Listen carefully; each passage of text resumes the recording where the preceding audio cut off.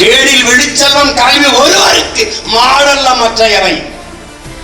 கல்வியாண்டா செல்வம், ஆனாலும் வள்ளுவ பெருமானார் மாடும் நம் செல்வங்கிறது. பாலும் முட்டையும் இருந்தால் நாட்டில் பசி ஏதா? பசி ஏது? பசி வந்தால் 10 வரக்கும். மானம், குடிப்பிறப்பு, தானம், தவம், கல்வி, காமம், தொழில் முயற்சி எல்லாம் மறந்து போகுங்கிறார். இதெல்லாம் போயிட்டா நீ எப்படி மனிதனால் அந்த குணமே ஒன்றை இருக்காது. அப்ப பசி என்ற சொல்லை ஒழிக்க இருக்க ஒரே வழி வேளாண்மை, அரசு பணி. உனக்கு ஒரு நோய் இருக்கு, கவர்மெண்ட் வேலை வேணும், நான் தரேன்டா கவர்மெண்ட் வேலை. உரத்த நாட்டிலே பண்ண அங்கே வேலை செய். உனக்கு அன்னைக்கு ஒண்ணு வராங்க. தென்னை மரம் சார்ந்த தொழிற்சாலை, வாழை மரம் சார்ந்த தொழிற்சாலை, கரும்பு சார்ந்த தொழிற்சாலை. அவ்வளவுதானே சொல்லும் போது உனக்கு கேலியும் கிண்டலும். என்னங்க ஆடு மாடெல்லாம் மேய்க்க தர்றாங்க.